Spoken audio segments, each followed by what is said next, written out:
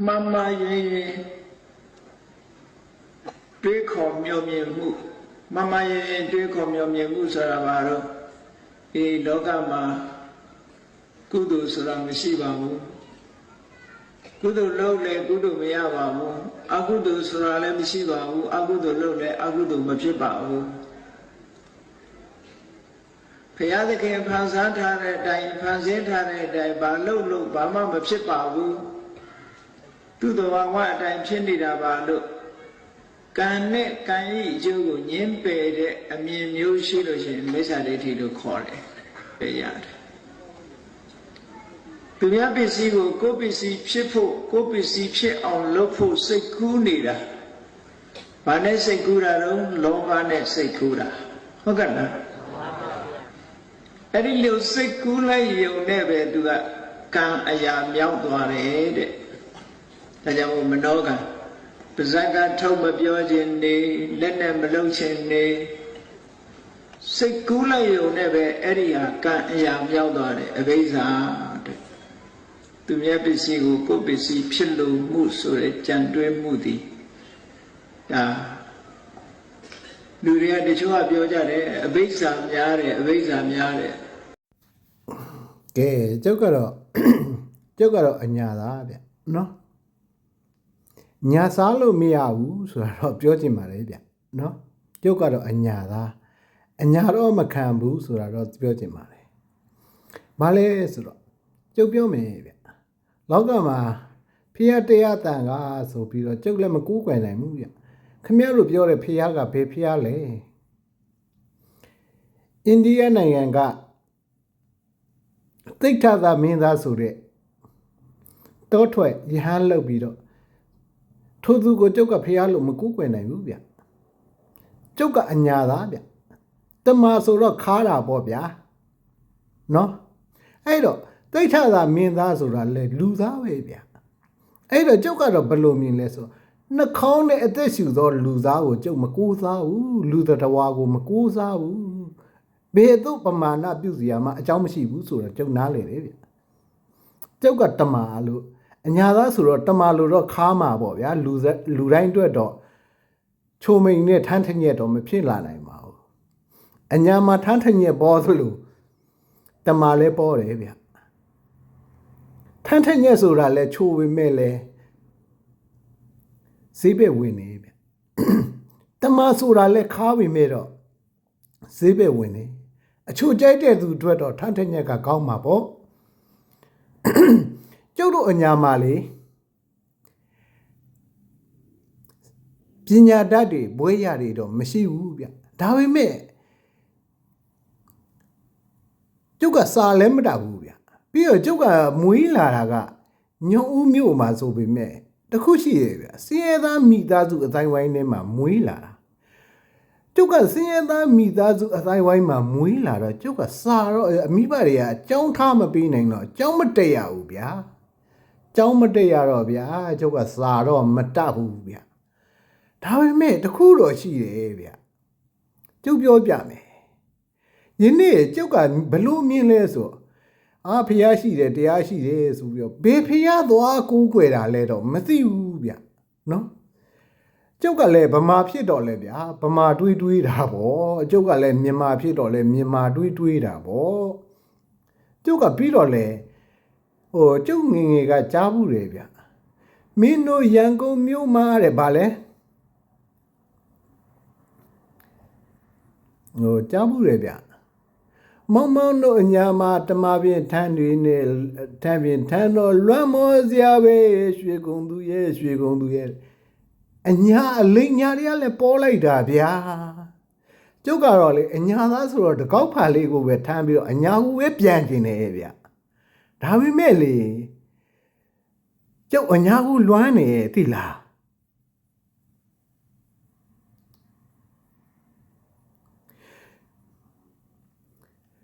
ကျုပ်အညာကိုလွမ်းနေတမန်နဲ့ထဏောင်းကိုလွမ်းနေဗျ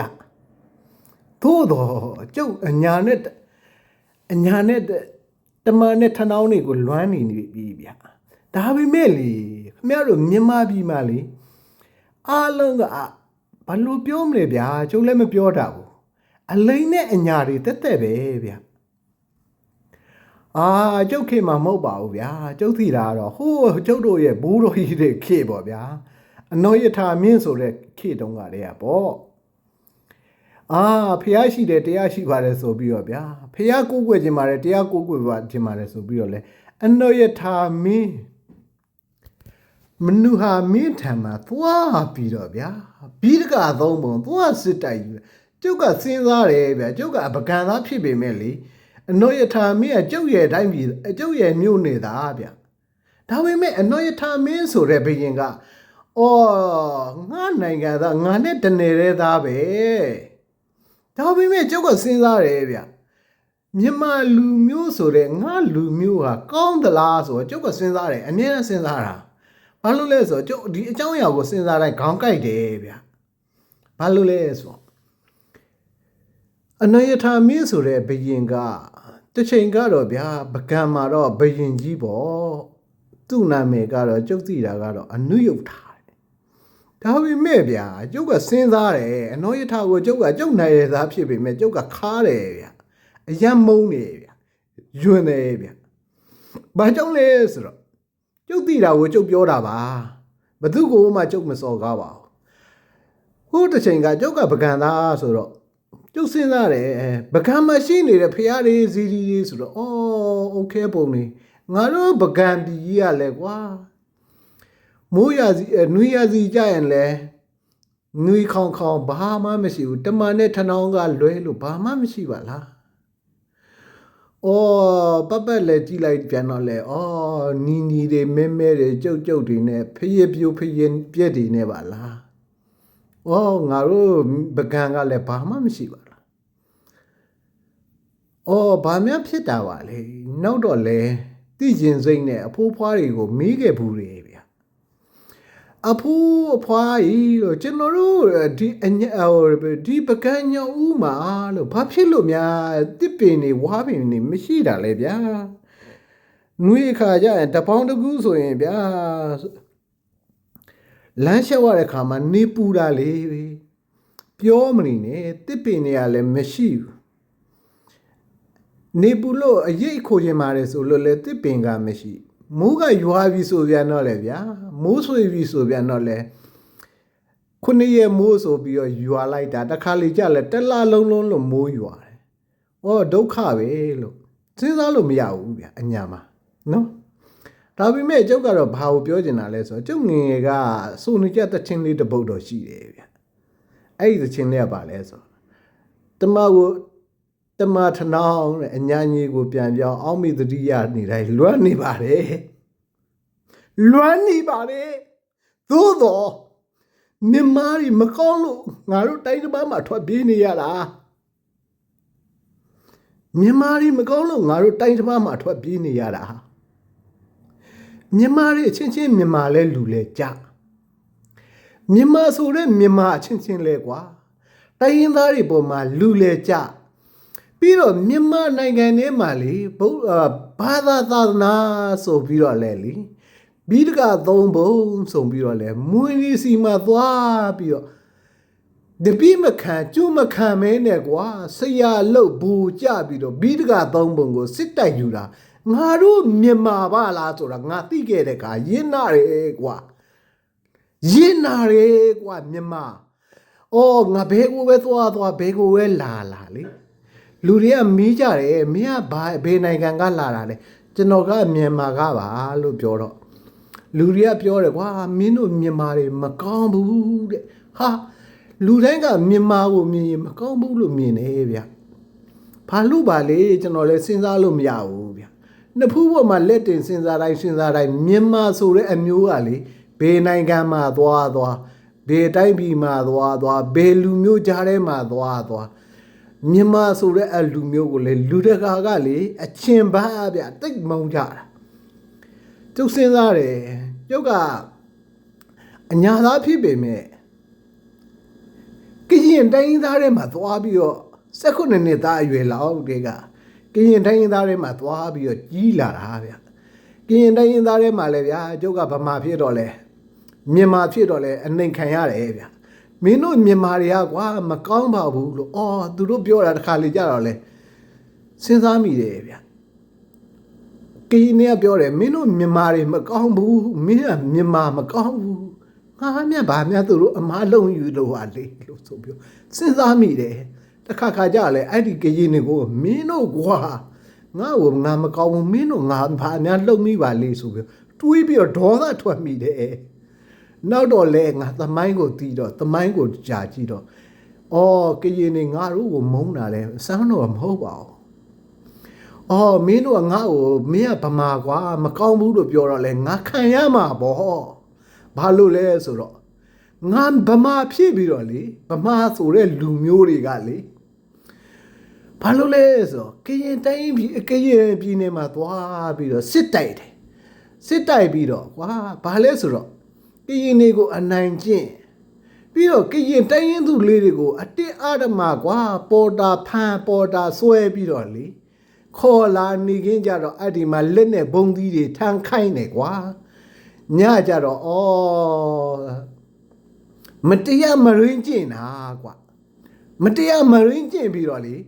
မြန်မာဆိုတဲ့လူမျိုးတွေကကရင်တိုင်းရင်းသူတွေကိုတနတ်နဲ့ပြစ်တတ်တာကွာဩဒါကြောင့်ကရင်တွေကငါတို့မြန်မာကိုမုန်းတာပါလားဆိုငါအရန်ခံစားရတယ်ကွာပြီးတော့လေကွာမြန်မာဆိုတဲ့လူမျိုးတွေကအမျိုးဘာသာသာသနာလို့လည်းပြောတယ်ကွာဒါပေမဲ့ငါစဉ်းစားလို့မရတာတခုတော့ရှိတယ်မြန်မာတွေဘာသာသာသနာဆိုတာဘယ်မှာသွားရတာပါလေငါစဉ်းစားလို့မရဘူးကွာနောက်တော့လေငါသမိုင်းတွေကိုလိုက်ပြီးရှာအလိုက်ပြီးတော့ရှာဖွေကြည့်တယ်မြန်မာတွေဘလို့လှုပ်ပြီးတော့ဗုဒ္ဓဘာသာသာသနာဆိုတာရခဲ့တာပါလေဆိုတာငါလိုက်လိလာကြည့်တော့အော်လက်စသားတော့ကွာမြန်မာဆိုတဲ့ငါတို့ရဲ့မြန်မာဆိုတဲ့ငါရဲ့တိုင်းငါရဲ့နိုင်ငံငါရဲ့မြို့နယ်မှာရှိတဲ့တစ်ချိန်တစ်ခါကားပေါ့ကွာ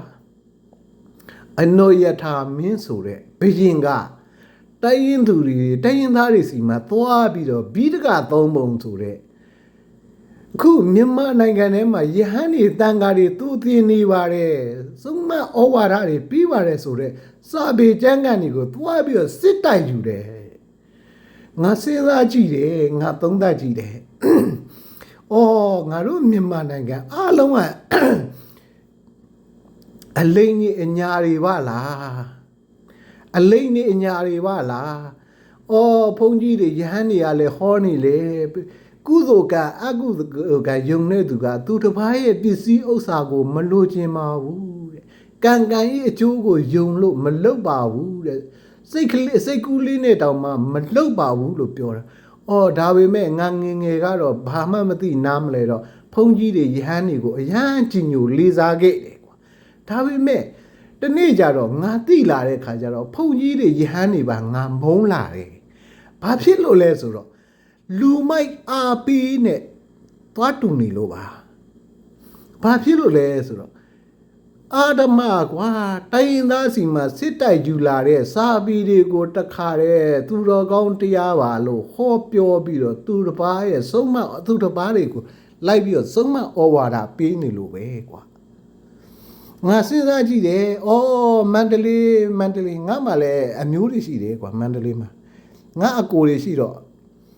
ဟေးတဲ့မင်းငါညီတဲ့မင်းမလာခြင်းမူလားတဲ့မန္တလေးကိုဘာလို့ဖို့လဲအကိုရဲ့လို့မန္တလေးမှာတော့ကျွန်တော်ကြားဘူးတာမန္တလေးဆိုရင်တော့ကျွန်တော်ကြိုက်တာတခုတော့ရှိတယ်ဗျမန္တလေးထုံးမုံပဲကျွန်တော်ကြိုက်တယ်မဟုတ်ဘူးလေကွာတဲ့မင်းကမသေးခင်လေးမှာဖူးရတယ်ဆိုတာကြည့်ရအောင်တဲ့မဟာမြတ်မုနီဖရာကြီးမင်းမဖူးခြင်းမူလားဟာအကိုမဟာမြတ်မုနီဖရာကြီးကိုလည်းကျွန်တော်ဖူးခြင်းတာပေါ့ဒါဆိုရင်မဟာမြတ်မုနီဖရာကြီးကဘယ်လိုပုံစံရှိတယ်လဲကျွန်တော်ကိုဓာတ်ပုံလေးပါလေးရှိရင်လည်းပို့ပေးပါအောင်ဆိုတော့မဟာမြတ်မုနီဖရာကျွန်တော်အကူကြီးကပြောပြတယ်သိတော့သွားပါပြီကျွန်တော်ရဲ့အသက်20လောက်တော့ကြီးရဗျာငါညီတဲ့မင်းမန္တလေးကိုတော့တစ်ခေါက်တစ်ခါလောက်တော့ရောက်အောင်လာခဲ့ပါတဲ့ဘာဖြစ်လို့လဲအကိုရဲ့ဆိုတော့ဟာမန္တလေးမှာတဲ့မဟာမြတ်မုနီဖရာကြီးကူးကွယ်ဖို့တဲ့ဟာမဟာမြတ်မုနီဖရာကြီးကြားတော့ကြားဘူးတယ်မဟာမြတ်မုနီဖရာဘ ယ်လိုပုံစံရှိပါလဲဆိုတာမတွေ့ဘူးအကိုရဓာတ်ပုံလေးပါလေးမရှိလားဆိုငါညီရမင်းကလည်းကွာငါတို့ဒီမှာဘယ်သွားစာတိုင်းမှမရှိတာငါမှကင်မရာမှမရှိငါဘယ်လိုလုပ်ပြီးဓာတ်ပုံရိုက်ဖို့မှလဲကွာတဲ့ဒုက္ခပဲဩအကိုကပြောတယ်ငါညီတဲ့မန္တလေးကိုမင်းတစ်ခေါက်လောက်တော့မသေးခင်လေးမှာဖူးရဘူးဖူးဘူးတယ်ဖူးမြော့ဘူးတယ်ဆိုတာရှိအောင်တဲ့မဟာမြတ်မူကြီးမူနီဖျားကြီးကိုမင်းဖူးအောင်ရောက်အောင်တော့လာခဲ့ပါကွာလို့ငါရဲ့အကိုကမှားခဲ့ဘူးတယ်သူမသိခင်ဒါပေမဲ့ငါမဟာမြတ်မူနီဖျားကြီးစီကိုတော့မရောက်ခဲ့ပါဘူးငါအကိုကပြောတယ်မန္တလေးမှာမင်းလာပါလားကွာတဲ့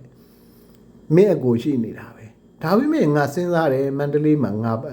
မန္တလေးမှာသွားရင်တော့လေမန္တလေးလည်းအညာပဲလीပူတာပဲငါမသွားချင်ပါဘူးအဲ့တော့ဗျာကျုပ်ကတော့ပကံမှာပဲပျော်တယ်လို့ပကံမှာပဲနေတော့ပါမယ်ဒါပေမဲ့တော့တနေ့တစ်ချိန်တော့ကျုပ်မမျော်လင့်မဲ့နဲ့တော့ကရင်တိုင်းရင်းသားတွေကိုရောက်သွားတယ်ဗျာ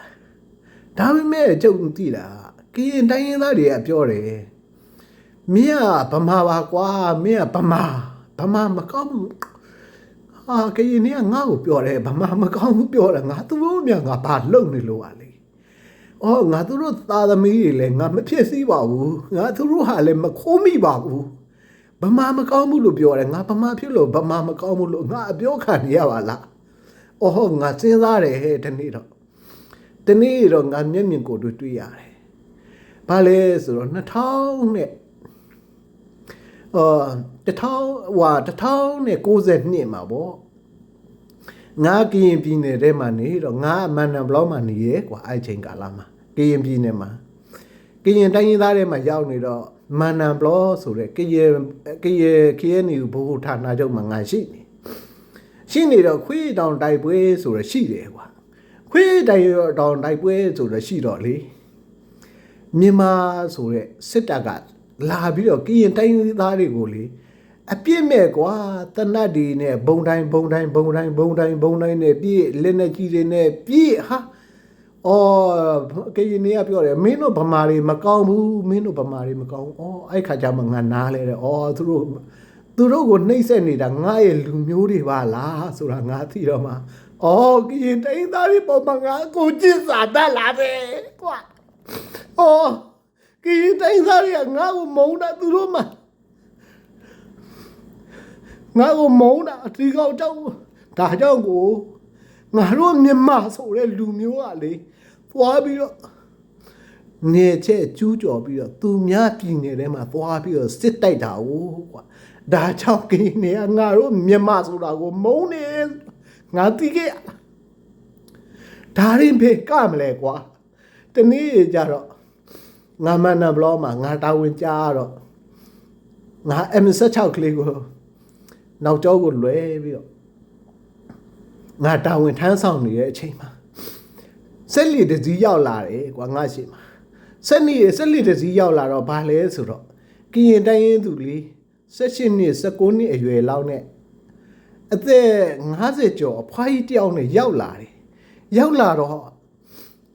ငါသွားပြီးတော့စစ်ဆေးတာပေါ့နင်တို့ကဘာလာလောက်တာလဲဆိုတော့အဲ့ဒီမှာသူတို့နဲ့ပါလာတဲ့စစ်ဖို့တယောက်ကလည်းပြောတယ်ကွာငါ့ကိုကရင်လို့သူပြောတယ်အိုးတဲ့ဒေဖို့တဲ့မနာဂရတဲ့ဘယောသူမှုတဖူးတဲ့ဖော်နေစုဩတဲ့မာတရောတပါဩတဲ့အော်ငါစဉ်းစားတယ်အော်ကရင်နေငါတို့မြန်မာတွေကိုမုန်းတာဒါကြောင့်ကိုကွာမြန်မာတွေကလေကရင်တိုင်းသူရင်သူကိုမရင်းကျင့်နေတဲ့မင်းညာစစ်တပ်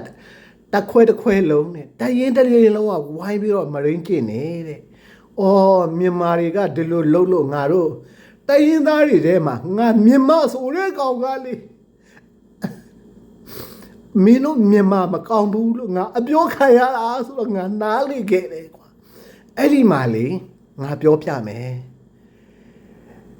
တောင်ပေါ်ဒီမှာအမြင့်ကြီးတွေမှာဇီဒီတွေလိုက်တယ်ကြတယ်ကွာဇီဒီတွေတဲ့တော့မသိတဲ့သူတွေကတော့ဖျားပါဆိုပြီးတော့ကိုးဝဲကြတယ်ဒါပေမဲ့ငါတနေ့ကျတော့ငါသိတာဘာကိုသွားသိလဲဆိုတော့ဇီဒီတွေကဘာလောက်တာလဲဆိုတော့ထုံးဖြူလေးတွေဖွတ်ထားတာဟုတ်ကွာအမှန်တကယ်တော့ဇီဒီဟာကိုးကွယ်ဖို့မဟုတ်ဘူးကွာ ဇီဒီတွေတောင်ကုန်းဘော်ဒီမှာလိုက်ပြီးတော့သာသနာပြုတယ်ဆိုပြီးဇီဒီတွေလိုက်တည်ထားတာတောင်ပေါ်မှာသာသနာပြုဖို့မဟုတ်ဘူးကွာငါတနေ့တော့အဖြေကိုသိခဲ့တယ်ဒီအကြောင်းအရာကိုအော်မြန်မာတွေကတောင်ပေါ်ဒီမှာယဟန်နေတန်ဃာတွေသူတို့ယုံကြည်ရတဲ့ယဟန်တန်ဃာတရှိုးတွေကိုနေဒီအဲ့ဒီမှာကရင်ပြည်နယ်ထဲမှာလွတ်ပြီးတော့ဇီဒီတွေတဲတာအော်ဒါတိုက်ကက်ပါလားပြစ်မှတ်ပါလားဒီတောင်ကုန်းက point ဘယ်လောက်ရှိတယ်ဆိုတာသူတို့ကဒီလိုလောက်လာတာကိုဆိုတာငါသိခဲ့ရတယ်ဒါကြောင့်ငါကတော့ယွန်းနေဖះတို့ဇီဒီတို့ဆိုပြီးတော့ငါမကိုးကွယ်ဘူးယွန်းနေအမှန်တကယ်တော့ဘာသာတရားကိုခုတုံးလို့စစ်တိုက်တာပဲဘာသာတရားကိုခုတုံးလို့ပြီးတော့စစ်တိုက်ယူကြတာပဲငါနားလည်ခဲ့တယ်တမဟာတော့ခါပါတယ်ငါဟာလေဗမာဖြစ်ပေမဲ့ဗမာဖြစ်ပေမဲ့လေတိုင်သားတွေထဲမှာငါကိုယ်တိုင်သွားပြီးတော့နေတော့ငါကိုယ်တိုင်ခံစားရတယ်ငါသာကရင်နေရာမှာဆိုရင်ငါလည်းဘလောက်နာကြီးမလဲအော်ကရင်လေးမလေးတွေငါ့မှာလည်းငါစဉ်းစားမိတယ်ငါမှလည်းအမေရှိတယ်ငါမှလည်းညီမတွေရှိတယ်အော်ငါညီမတွေများဒီလိုမျိုးသူတစ်ပါးကများမရင်းကျင်ပြီးတော့အာရမမရင်းကျင်ပြီးတော့တနတ်နဲ့ရဲဆက်ပြစ်တာဘယ်နဲ့ရဲဆက်ရင်ဝထိုးတာပြီးတော့အော်လှုပ်ရင်တော့ငါလည်းကရင်ဖြစ်ရင်တော့နာစိတ်ကြီးနာမှာပဲငါလည်းသူတို့တွေနေရာလေးမှာဝင်ပြီးတော့ကိုချင်းစာကြီး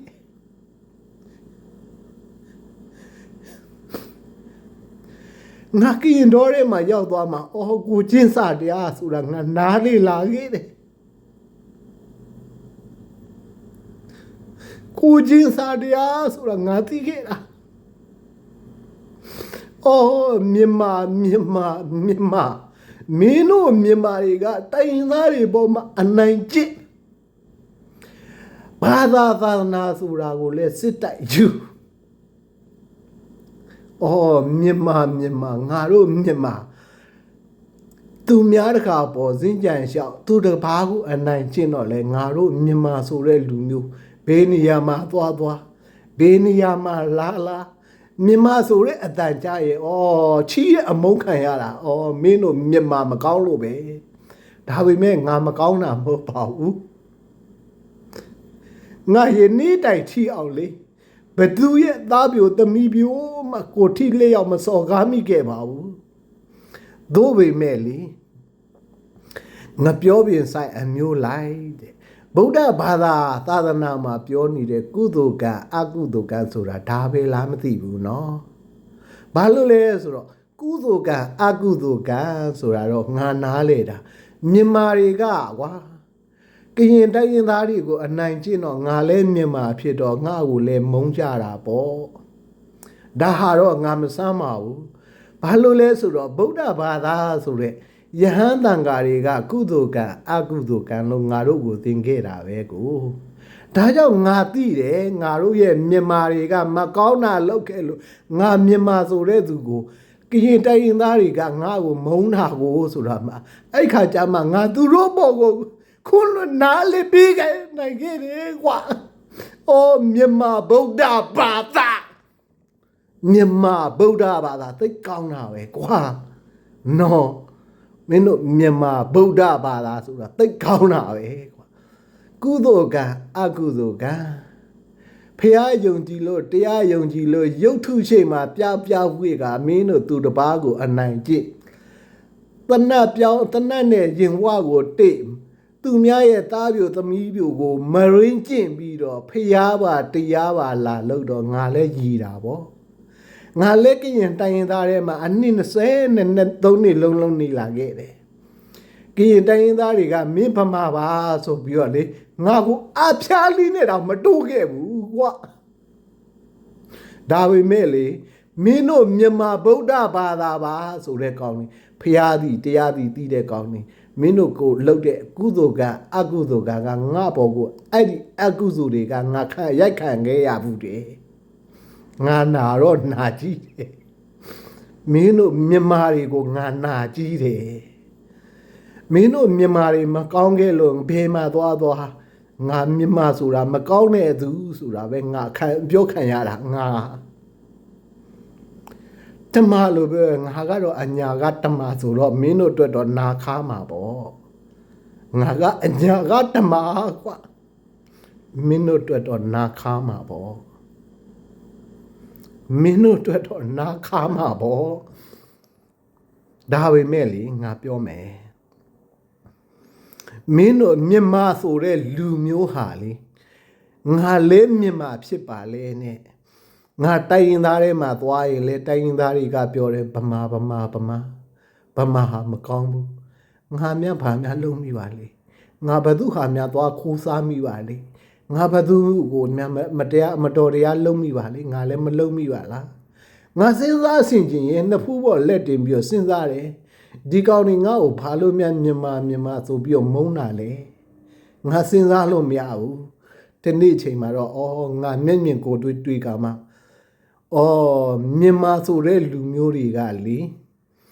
ကရင်တိုင်းရင်းသူလေးတွေကိုမရင်းကျစ်အာဓမလုတ်ပြီးတော့ပြစ်တတ်တာတချို့ထမိန်မပါဘာမပါနဲ့ဒီလိုပဲမောင်းထုတ်လိုက်တယ်ဒါကြောင့်မြန်မာဆိုတာကိုကရင်တိုင်းရင်းသားတွေကမုန်းတာပါလားဆိုတာငါသိခဲ့တယ်အဲ့ခါကျမှငါကရင်တိုင်းရင်းသားတွေပေါ်မှာနားလေခွန်လွတ်နိုင်ခဲ့တယ်တစ်ချိန်ကကွာငါကရင်တွေကိုအယံမုန်းခဲ့တာဘာလို့လဲဆိုတော့မြန်မာဆိုရင်သူတို့ကမုန်းတာကိုမုန်းတော့ငါကဒီကရင်တွေကိုလည်းငါလည်းပြန်မုန်းမိတယ်ဘာကြောင့်လဲဆိုတော့ငါမှနားမလဲရတာငါမှမသိတာငါမှမခံစားဘူးတာငါမှကိုချင်းမစားတတ်တာသူတို့မုန်းတာကသူတို့အမားမဟုတ်ပါဘူးတနေ့တော့ငါမျက်မြင်ကိုတွေ့တော့ကရင်တိုင်းသူကိုမရင်းကျင်းဟိုမှာအဝိစားတောင်မရှိတော့ကြာလာတော့သူတို့ကိုငါတို့စီမှာပို့လိုက်တော့ကရင်ဘူဌာနချုပ်ကို KNU ကိုပို့လိုက်တော့ငါမျက်မြင်ကိုတွေ့တော့မှအမြင်မတော်လို့ဆိုပြီးတော့အဲ့ဒီမှာစောင်းဘားလေးနဲ့ကားပြီးတော့ခေါ်လာခဲ့ကြတယ်ငါအဲ့ခါကျမှကိုချင်းစာမိတယ်ငါမှလည်းအမေရှိတယ်ငါမှလည်းညီမရှိတယ်ငါသာလေသူများကိုအဲ့ဒီလိုလုပ်ရင်လည်းငါ့ကိုသူများမုန်းကြမှာပဲကီနေငါ့ကိုဗမာဆိုပြီးတော့မုန်းတာလေအစမ်းတော့မဟုတ်တော့ပါဘူးငါကိုချင်းစာလာတတ်တယ်ဒါပေမဲ့လေငါပြောမယ်ငါကုသိုလ်ကံအကုသိုလ်ကံလည်းငါမယုံဘူးမင်းတို့ပြောတဲ့ဗုဒ္ဓဂေါတမကိုလည်းငါမမြင်ခဲ့ဘူးလို့ငါမသိလို့ငါမယုံကြည်မကိုးကွယ်ဘူးငါမမြင်ခဲ့ဘူးလို့ငါမယုံကြည်မကိုးကွယ်ဘူးဖရာတရားသံဃာဆိုတာလည်းငါမသိဘူးဒါပေမဲ့လေငါသိတာကဗုဒ္ဓဂေါတမကိုမယုံကြည်တဲ့ခရိယာနေတော်ထဲမှာငါသွားနေတော့မှကိုချင်းစာတရားကရင်နေထဲမှာသွားနေတော့မှကိုချင်းစာတရားဆိုတာငါမှသိလာတယ်ဘာကြောင့်လဲဆိုတော့မြန်မာဗုဒ္ဓဘာသာဆိုတဲ့မြန်မာနိုင်ငံကိုအုပ်ချုပ်တဲ့ဗုဒ္ဓဘာသာဆိုတဲ့လူမျိုးတွေကလေပြောတော့ကံရဲ့အကျိုးကိုယုံကြည်တယ်ဖရာတရားသံဃာတဲ့ပါဇက်ကတော့ဖရာနဲ့ဒါပေမဲ့လေငါသိတာငါမြင်ရတဲ့အခါမှာငါကိုချင်းစာတတ်လာတယ်ကရင်တိုင်းရင်းသူတွေကိုမြန်မာတွေကမရင်းကျင့်တယ်မြန်မာဆိုတဲ့လူမျိုးတွေကမရင်းကျင့်ပြီးတော့ရဲဆက်တပ်ပစ်တယ်ဒါကြောင့်ကရင်တွေကမြန်မာကိုမုန်းတာပါလားသူတို့ငါ့ကိုမုန်းမယ်ဆိုရင်လည်းမုန်းနိုင်ပါတယ်ငါလူမျိုးမှမကောင်းတော့ဘူးငါလူမျိုးကမှမကောင်းတော့ဘူးဆိုတာငါသိခဲ့ငါလူမျိုးကမှမကောင်းတော့ငါလူမျိုးကဖရာတရားသံဃာယုံကြည်လို့ကုသိုလ်ကံအကုသိုလ်ကံယုံကြည်လို့တိုင်းရင်းသားတွေပေါ်မှာလက်နဲ့ကင်ပြီးတော့အတင်းအာရမပေါ်တာထန်ခိုင်းအတင်းအာရမမတရားမရင်းကျစ်တပ်ဖြတ်နေတဲ့မြန်မာဆိုတဲ့ငါလူမျိုးပဲမင်းတို့တိုင်းရင်းသားတွေပေါ်မင်းတို့ကဒီလိုလုပ်တာဟုတ်တိုင်းရင်းသားတွေငါ့ကိုမုန်းမယ်ဆိုရင်လည်းမုန်းနိုင်ပါလေ ငါမင်းတို့ကိုလည်းခွန်းလွတ်ပါတယ်နားလေးလာပါငါလူမျိုးကမကောင်းတာငါလူမျိုးကကုသိုလ်ကအကုသိုလ်ကသူတို့လုပ်တဲ့အကုသိုလ်ကငါ့ကိုပါရိုက်ခတ်နေပြီမင်းတို့မြန်မာဆိုတဲ့လူမျိုးတွေကကုသိုလ်ကအကုသိုလ်ကယုံလို့မင်းတို့လုပ်တဲ့အကုသိုလ်တွေငါပေါ်မှာပဲလေရိုက်ခတ်ခံရတယ်။အော်စဉ်းစားစရာတော့ကောင်းပါလေကွာနော်ငါမပြောချင်ပါဘူးဒါပေမဲ့ငါနာကြီးတယ်ဒါပေမဲ့ငါနာကြီးတယ်မြန်မာရှင်းရှင်းငါမြန်မာနာကြီးတယ်မင်းတို့ကြောင့်ငါဘာမှအပြစ်မလုပ်ပေမဲ့ငါပါအမုန်းခံရတယ်ငါဘာမှအပြစ်မလုပ်ဒူးစရိုက်မလုပ်ပေမဲ့ငါသူများရဲ့သားသမီးပြသားပြိုသမီးပြိုကိုလက်ဖြားနဲ့မတို့ပေမဲ့ငါမြန်မာဆိုပေမဲ့မြန်မာဆိုပြီးအမုန်းခံခဲ့ရတယ်အော်မုန်းတဲ့သူတွေကိုငါအပြစ်မမြင်တော့ပါဘူးငါနားလေပါပြီငါကိုချင်းစာတတ်ပါပြီဒါပေမဲ့လေငါပြောမယ်ငါဖះလည်းမသိဘူးဖះတရားတန်ကလည်းငါမသိဘူးဒါပေမဲ့ကရင်လူမျိုးကငါ့ကိုပေးလိုက်တဲ့သင်ခန်းစာကိုချင်းစာတရားငါမှလည်းအမေရှိတယ်ငါမှလည်းနှမရှိတယ်ငါမှလည်းအတော်ရှိတယ်ငါမှလည်းအဖွာရှိတယ်ငါမှလည်းအဖွာရှိတယ်ငါမှလည်းညီမရှိတယ်ငါညီမမြတ်ကွာတခြားလူမျိုးကဒီလူများလာပြီးတော့မရင်းချင်းနေခင်းကြတော့လက်နဲ့သီးတွေထန်ခိုင်းညကကြတော့မရလို့ပြူကြည့်ဒီလူများလုံနေငါလည်းဘလောက်ရင်နာမလဲငါလည်းသူတပားကိုဘလောက်ထီအောင်ဒေါသထွက်အညိုးတီးတွေထားမလဲငါစဉ်းစားမိတယ်ဒါကြောင့်ငါပြောချင်တယ်မြန်မာဆိုတာကမြန်မာတွေမကောင်းလို့ငါဘယ်မှာသွားမြန်မာဆိုတဲ့အမုန်းကိုငါခံနေရတာမင်းတို့ရဲ့အကုသိုလ်ကအကုသိုလ်ကမင်းတို့စိုက်လိုက်တဲ့စူးပြေကငါ့ကိုပါညှိနေပြီကွာမင်းတို့စိုက်လိုက်တဲ့စူးပြေကငါပါညှိနေပြီမင်းတို့နားလေသလားမင်းတို့စိုက်လိုက်တဲ့စူးပြေကငါပါလာစူးနေတယ်ငါဘေကိုသွားမင်းတို့မြန်မာတွေထဲမှာလည်းငါหนีလို့မရအောင်တိုင်းရင်သားထဲမှာသွားပြန်တော့လေငါမြန်မာဖြစ်လို့ဆိုပြီးတော့ငါ့ကိုမုန်းကြတယ်။ဘာကြောင့်မုန်းမှလဲငါ့ကိုနောင်တရသူတို့ပြီးလိုက်တဲ့သင်ခန်းစာကငါကူချင်းစာတရားပဲသိတယ်။ငါကုသိုလ်ကအကုသိုလ်ကလည်းငါမယုံတော့ဘူး။ငါကုသိုလ်ကအကုသိုလ်ကလည်းငါမယုံတော့ဘူး။မင်းတို့ပြောတဲ့ဖျားပါတရားပါဆိုတဲ့ရုပ်ထုရှိမှလည်းငါပြမဝတ်နိုင်ဘူး။ငါ့ကိုပေးလိုက်တဲ့ကရင်လူမျိုးကပေးလိုက်တဲ့တင်ကစကန်းစာဟာငါတဲ့ကိုချင်းစာတရားပါမင်းတို့ငါဟာအညာသားဖြစ်တယ်ငါဟာမြန်မာစစ်တယ်ငါဟာမြန်မာသွေးစစ်တယ်ဒါပေမဲ့လေငါပြောမယ်ငါရဲ့တိုင်းပြည်ငါရဲ့မြို့မှာရှိရဲ့ဟိုတစ်ချိန်တစ်ခါကလည်းအနောယထာမင်းဆိုတဲ့ပကံပြည်မှာရှိခဲ့တဲ့အနောယထာမင်းဆိုတဲ့ဘုရင်ကမွင်တိုင်းရင်းသားတွေပေါ်မှာအနိုင်ကျင့်ပြီးတော့ဘိဒကသုံးဖို့ဆိုတဲ့အခုမြန်မာနိုင်ငံထဲမှာဗုဒ္ဓဘာသာထေရဝါဒဆိုတဲ့ယဟန်တန်ဃာတွေတင်ချပို့ချနေတဲ့ဘိဒကသုံးဖို့ဆိုတာလဲသွားပြီးတော့စစ်တိုက်ယူတာကိုဒါကြောင့်ငါ့ကိုတိုင်းရင်းသားတွေကမုန်းတာကိုအော်သူတစ်ပါးကိုအနိုင်ကျင့်သူတစ်ပါးဥစ္စာကိုယူရဲဆိုတော့ငါလူမျိုးတွေမကောင်းခဲ့လို့ငါ့ကိုမုန်းတာကိုဆိုတာငါနားလဲခဲ့တယ်ငါကိုချင်းစာတရားဆိုတာငါအဲ့ဒီချိန်ကကြမှသိခဲ့တယ်ငါဖေးအကုသိုလ်ကအကုသိုလ်ကလည်းငါမသိပါဘူးဒါပေမဲ့လေကုသိုလ်ကအကုသိုလ်ကဆိုတာထက်မင်းတို့ပြီးစိုက်လိုက်တဲ့စူးဖေကငါပါလာညှိနေတယ်မင်းတို့စိုက်တဲ့စူးတွေကငါပါလာပြီးတော့ရစ်ပတ်နေတယ်ငါနာကြည့်တယ်ဒါပေမဲ့ငါယုံထွက်လို့မရဘူးငါယုံထွက်လို့မရခဲ့ဘူးဒါပေမဲ့ငါယုံထွက်လို့မရခဲ့ဘူးမြန်မာတွေစိုက်တဲ့စူးကငါပါစူးတယ်မြန်မာတွေလုပ်တဲ့ကုသိုလ်ကအကုသိုလ်ကငါပေါ်ပါတက်ရောက်တယ် ငါလူမျိုးမှမကောင်းတာကိုငါ့ကိုသူများတိုင်းရင်းသားတွေငါ့ကိုမုန်းတာအစမ်းတော့မဟုတ်တော့ပါဘူးငါကိုချင်းစာတရားလေးတော့ရလာတယ်ငါကျင်နာတတ်တဲ့နှလုံးသားတွေငါမှရလာတယ်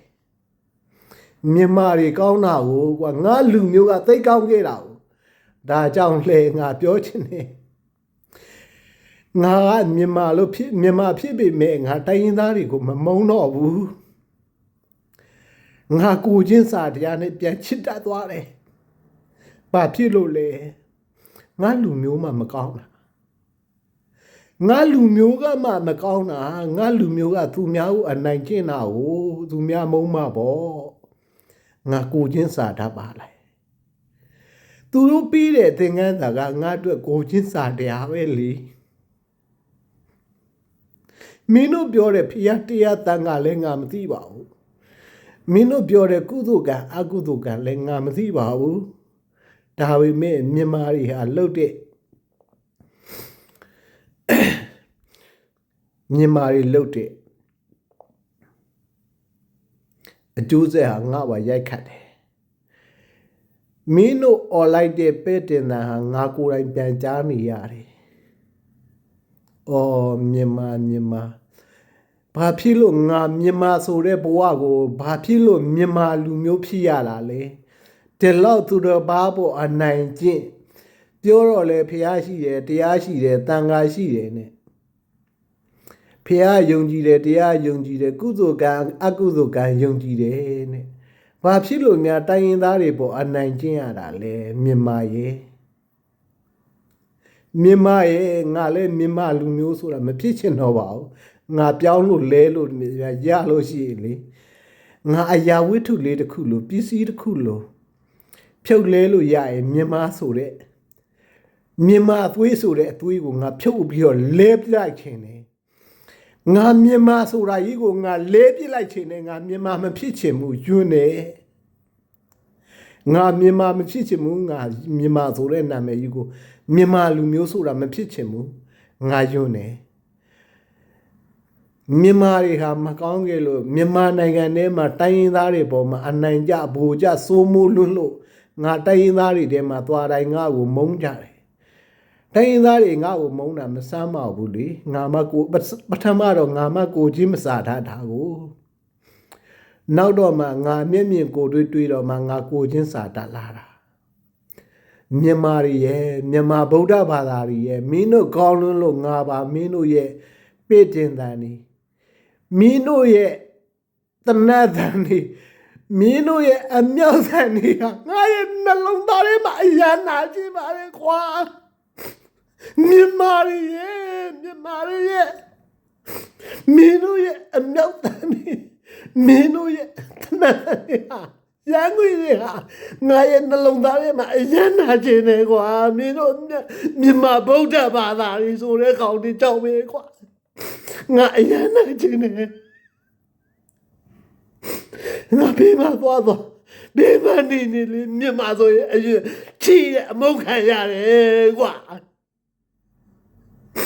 ငါတိုင်းသားတွေမှာသွားရင်မြန်မာဗမာငါအတော့ခံရတယ်ငါကိုချီတဲ့မုန်းကြတယ်မင်းတို့မြန်မာတွေကောင်းတာဟုတ်ကွာမင်းတို့မြန်မာဗုဒ္ဓဘာသာတွေကောင်းတာဟုတ်ကွာမြန်မာတွေကုသိုလ်ကအကုသိုလ်ကယုံလို့တဲ့သူတစ်ပါးကိုအနိုင်မချစ်ပါဘူးတဲ့အမလေးဖြာပြင်းနိုင်လေငါကငါတတ်သိလိုက်ဖြစ်နေငါကွာစဉ်းစားလို့မရဘူးငါစဉ်းစားလို့မရဘူးငါ့ကိုဘယ်လောက်ထိလိမ့်ကြီးကြအောင်ပါလေမင်းတို့ငါ့ကိုဘယ်လောက်ထိအောင်လိမ့်နေကြအောင်ပါလေကိုယ်သမိုင်းကိုရေးကြတာပါကွာဘာပဲဖြစ်ဖြစ်မြန်မာဆိုတဲ့လူမျိုးကတိုင်းရင်းသားတွေပေါ်မှာအနိုင်ကျင့်တိုင်းရင်းသားတွေရဲ့သားပြိုသမီးတွေကိုမရိတ်ကျင့်မြန်မာဒါကြောင့်ငါမြန်မာဖြစ်ရတာကြီးနာတယ်စိတ်နာတယ်ငါမြန်မာဖြစ်ရတာစိတ်နာတယ်မင်းတို့ရဲ့အမြောက်တန်းတွေဘုံတန်းတွေရဲ့ရံငွေတွေကငါရဲ့နှလုံးသားထဲမှာရန်နာတယ် မင်းတို့ကြောင့်မြန်မာဆိုတာကိုအမုန်းခံနေရတာဖျားယုံကြည်တယ်တရားယုံကြည်တယ်ကုသိုလ်ကံယုံကြည်တယ်ဆိုပြီးတော့ကွာပြီးတကသုံးပုံကိုလည်းစစ်တိုက်ယူမင်းတို့မန္တလေးကမဟာမြတ်မုနီဖျားကြီးဆိုတာကိုလည်းမင်းတို့ရခိုင်နေစီကနေပြီးတော့လှုပ်ကြံယူပြီးတော့လည်းဘာသာတရားပါကုသိုလ်ကအကုသိုလ်ကယုံကြည်ပါတယ်တဲ့ပြီးတော့လေမင်းတို့ကလက်နဲ့အားကိုးနဲ့လေတိုင်းရင်းသူတွေကိုမရင်းကျင့်မင်းတို့ဟာလေတိုင်းရင်းသားတွေကိုပေါ်မှာအနိုင်ကျင့်တဲ့မြန်မာဒါကြောင့်လေမင်းတို့မြန်မာဆိုတဲ့အားလေကဘာပေါ်မှာမြန်မာဆိုတဲ့သူကိုလူတကာကမုန်းတာချီးတဲ့ကျွန်းနေဒါကြောင့်ငါမြန်မာဆိုတဲ့ဘဝကိုလေဘဝဆိုတာနောင်ဘဝဆိုတာရှိခဲ့မြန်မာဆိုတာမဖြစ်ပြရပါစေနဲ့လို့ပဲငါဆုတောင်းခြင်းပါတယ်ငါမြန်မာဆိုတာမဖြစ်ချင်ပါဘူးမြန်မာဖြစ်ရတာဂုံမယူပါဘူးငါလူမျိုးကမှမကောင်းခဲ့တာဘူးဒါပေမဲ့လေတခုတော့ရှိတယ်ငါ့ကိုတိုင်းရင်းသားတွေကပြေးလိုက်တဲ့ကိုချင်းစာတရားငါမှနှမချင်းစာနာတတ်တဲ့စိတ်ငါမှလေ